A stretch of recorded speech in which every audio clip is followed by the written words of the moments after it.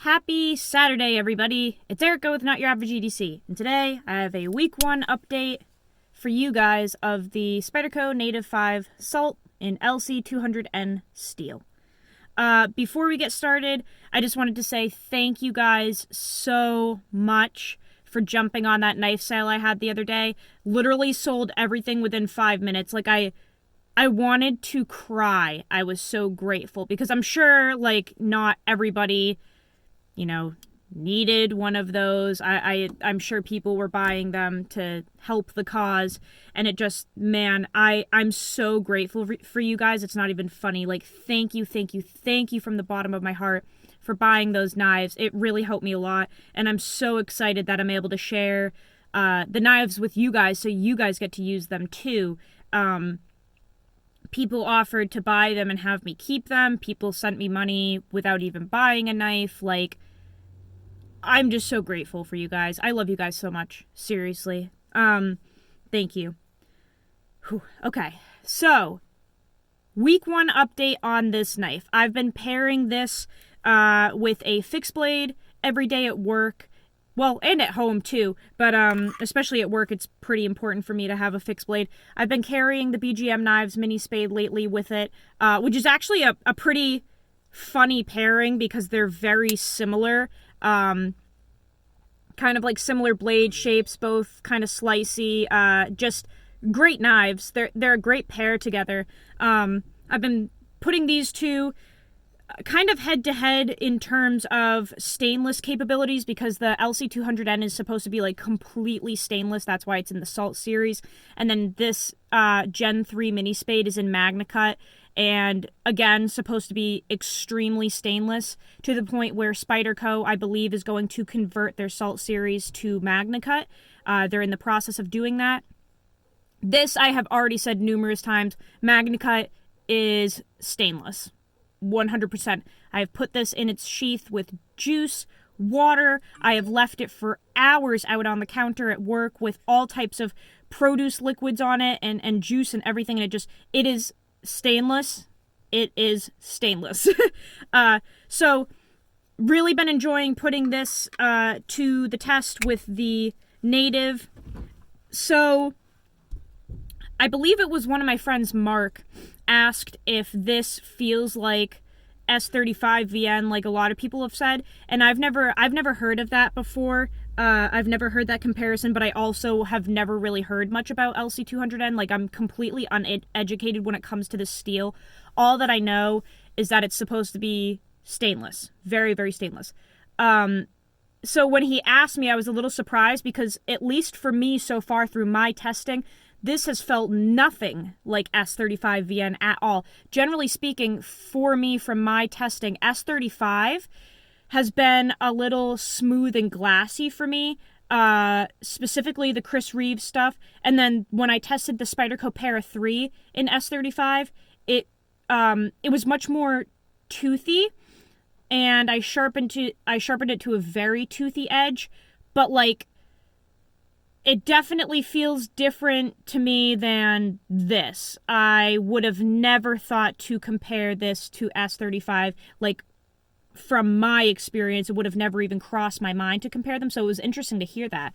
This, for me, it feels more like... Man, I don't know. It's really unique. You guys know that Lanny's clip that I just tested in 154 cm? But it was out of this world 154 cm. That's what this feels like. And 154 cm, for me, from my experience, especially with Emerson knives, it can be very smooth and glassy, kind of like S35 VN.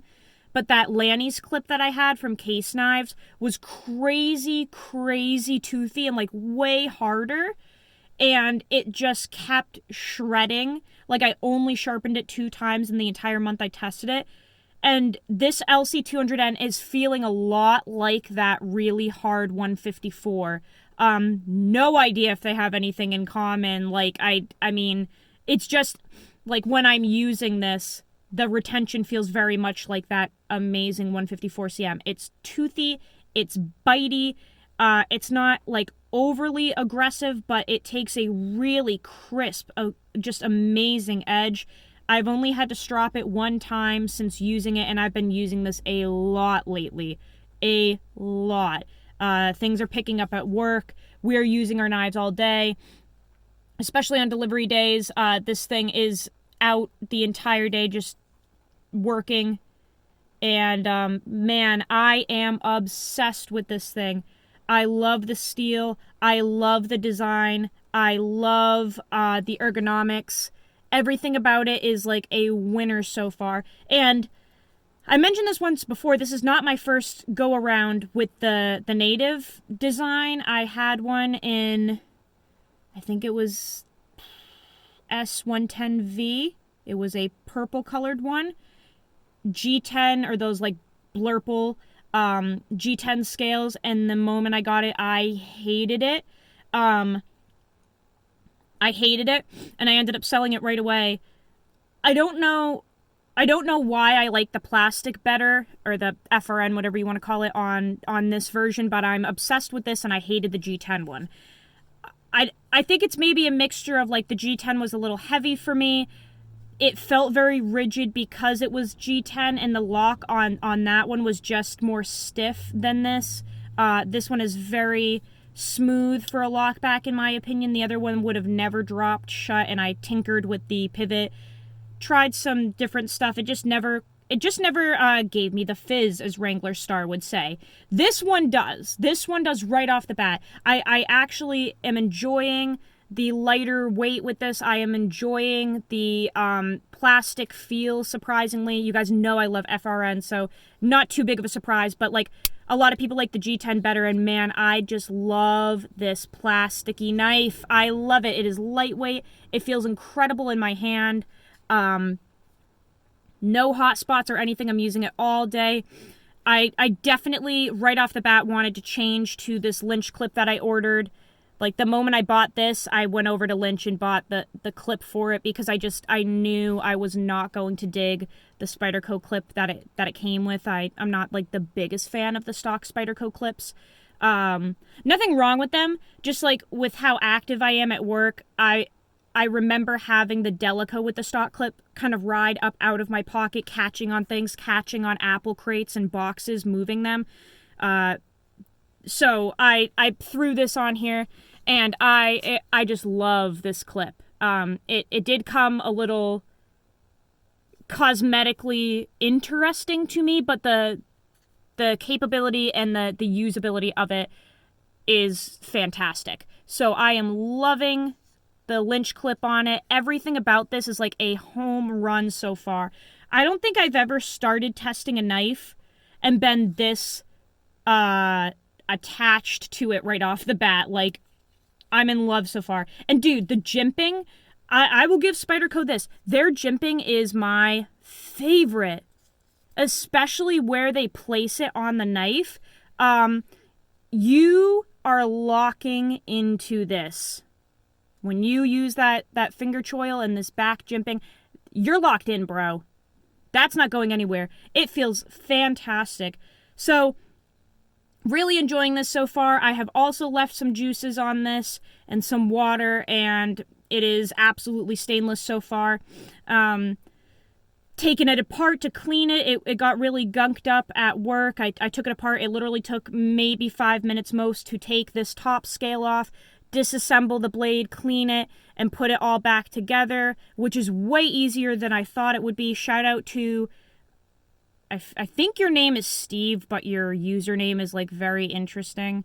Steve, if you're watching, you're in Germany, I'm pretty sure, or the Netherlands or something. You know that I'm talking to you because you sent me the video of you taking this apart and putting it back together in, like, under 5 minutes. So I am talking to you. Thank you so much for sending me that video, because it gave me the courage to take this apart and try. I thought it was going to be way more tricky than it actually was. I love it so far, guys. I love it. Fantastic work knife. Geometry is incredible. Edge retention is fantastic. Sharpening is a breeze, or I should say stropping it. It came up real quick. I haven't really needed to, like, actually sharpen it, but I did strop it once and came up real quick. So yeah, I'm loving it. I am absolutely loving it so far. I think that's all I have to say about this for now. And I did just want to say thank you for everyone reaching out about yesterday's video, or yesterday's 2 videos, I should say. I posted 2 of them. That was kind of my last hoorah before everything dies down and we are going into professional mode. The channel has been for me. It always will be. And I was really happy to voice my opinions on something I'm very passionate about, and so many people reached out, especially in my DMs on Instagram, supporting me and saying thank you for, you know, what you said. That is the last video officially that will be like that on this channel, though. Moving forward, we are all done with anything that could be controversial. I need to start transitioning into changing my format so that when I go out to River's Edge, all is good. So we're not going to be talking about anything else that could start fires. We're not going to be as sassy anymore. We're not going to be as crazy, and it was fun while it lasted. I have so many videos that have started fires. But that's what they are supposed to do. They are supposed to get you thinking about what you're doing. They are supposed to be shining light from a different direction. At the end of the day, guys, I'll be honest, none of it matters to me. I don't care what you do with your life. I genuinely don't. Like, you do you. At the end of the day, guess what? We're all going to die and go in the dirt anyway. So I literally could care less what you do. It was something that, like, in my individuality on Erica's planet was something that I like to think about, and I really wanted to share my thoughts, and I get so passionate and fired up about things.